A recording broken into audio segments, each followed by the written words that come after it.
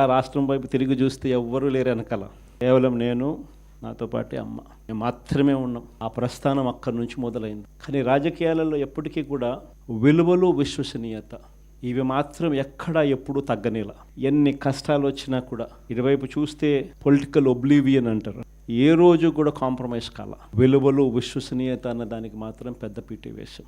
విలువలు, విశ్వసనీయత అన్నది ఎట్లాంటి పరిస్థితిలో ఉన్నా కూడా ఏ రోజు కూడా అవి ప్రశ్నించే పరిస్థితిలో ఏ రోజు రాజకీయాలు ఎప్పుడు చేయాల. అక్కడి నుంచి సాగింది రాజకీయ ప్రయాణం. ఆ తర్వాత నాతో పాటు 18 మంది ఎమ్మెల్యేలు కాంగ్రెస్ పార్టీ వీడి నాతో పాటు రావాలన్నారు. అందరినీ పదవులు రాజీనామా చేయమన్నా. రాజమోహన్ రెడ్డి ఎంపీ నాతో పాటే వస్తానన్నాడు. అన్న రాజీనామా చేయాలి. రాజీనామా చేశాడు, వచ్చినాడు. బై ఎలక్షన్ జరిగింది. నా ఎలక్షన్ బై ఎలక్షన్, అమ్మ election by election, Rajamohan Reddy election by election. నా ఎలక్షన్లో 5,40,000 మెజారిటీ.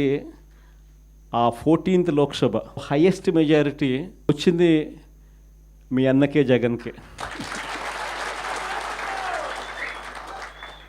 ఆ రోజు మనం ప్రమాణ స్వీకారం చేసేటప్పుడు పార్లమెంట్లో ప్రతి తల్లా కూడా మన వైపు తిరిగి చూస్తుంది. Highest majority in the 14th Lok Sabha.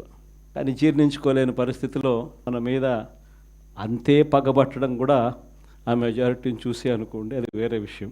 తర్వాత అమ్మ, తర్వాత రాజమోహన్ రెడ్డి కాంగ్రెస్ పార్టీలో ఉన్నప్పుడు పోటీ చేసినప్పుడు వచ్చిన మెజారిటీ కన్నా అంతకన్నా 2 మెజారిటీతో ఆయన గెలిచినాడు. 2.5 లక్షల మెజారిటీతో ఆయన కూడా గెలిచడం జరిగింది. 18 మంది ఎమ్మెల్యేలు నాతో పాటు అడుగులు ముందుకు వేశారు. 18 మంది ఎమ్మెల్యేలు అప్పట్లో నాతో పాటు అడుగులు ముందుకు వేశారు. ప్రతి ఒక్కరికి చెప్పా, రాజీనామా చేస్తేనే బయటికి రండి అని చెప్పి. మొత్తం 18 మంది రాజీనామాలు చేసినారు. కేంద్రంతో వ్యతిరేకంగా పోరాటం, రాష్ట్రంలో రాష్ట్ర ప్రభుత్వానికి వ్యతిరేకంగా పోరాటం. 18 మంది రాజీనామా చేసి విలువలు, విశ్వసనీయతతో కూడిన రాజకీయాలు చేయడానికి అడుగులు ముందుకేశారు.